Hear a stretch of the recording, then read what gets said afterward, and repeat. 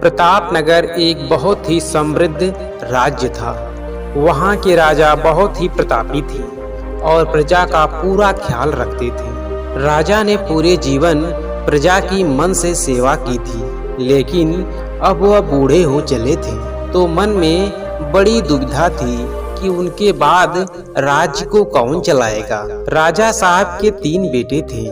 अब तीनों ने एक ही गुरु और एक ही विद्यालय से शिक्षा ली थी, लेकिन राजा ये निर्णय नहीं कर पा रहे थे कि कौन राज्य के लिए सबसे अच्छा उत्तराधिकारी है। अब राजा ने तीनों बेटों की परीक्षा लेने की सोची।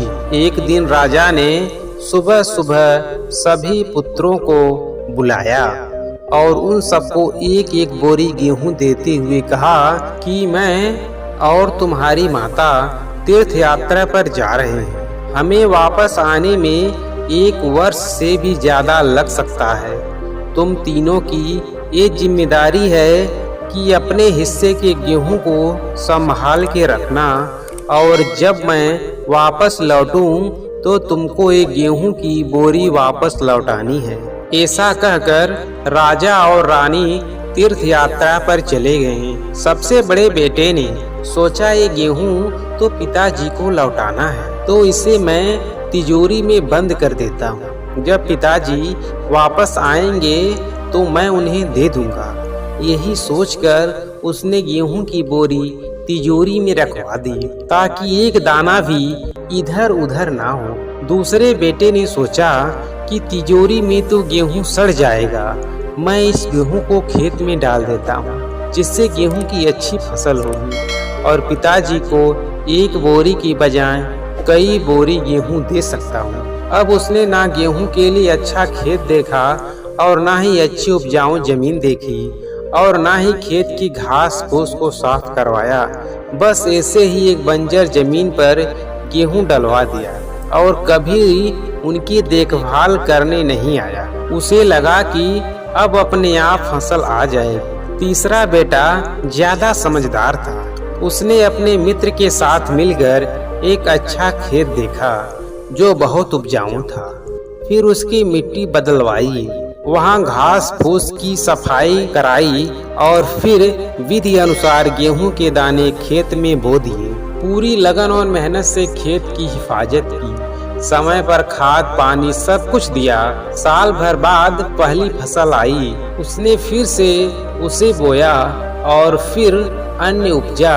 खेत खलिहान लहलहाने लगा। राजा यही कोई 3 वर्ष के बाद वापस आया। तीनों पुत्रों को देखकर बड़ी प्रसन्नता हुई। साथ ही मन में इच्छा थी ये जानने के लिए कि बेटों ने गेहूं के साथ क्या किया। पहले पुत्र ने जैसे ही तिजोरी खोल के दिखाई, अंदर से बहुत बुरी बदबू आ रही थी। सब कुछ सड़कर राख हो चुका था। पिता ने कहा, ये अन्न है जिससे हम सबका जीवन चलता है और तुम इसकी देखभाल नहीं कर पाए। तुम क्या राज्य संभालो। अब दूसरा बेटा पिताजी को उस जगह पर ले गया जहां उसने गेहूं को डलवाया था। वहां जाकर देखा तो जंगल था। बड़ी बड़ी घास फूस खड़ी थी।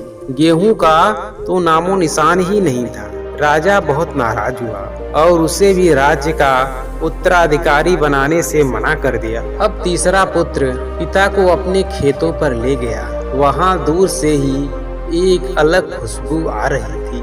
गेहूं की फसल लहलहा रही थी। चारों तरफ हरियाली और जीवन था और उस खेत से 50 बोरी से भी ज्यादा गेहूं उत्पन्न हो चुका था और आज भी खेत में फिर से फसल खड़ी थी। राजा का मन उसे देखकर बहुत प्रसन्न हुआ और राजा ने तीसरे बेटे को अपने राज्य का उत्तराधिकारी बनाने का निर्णय लिया।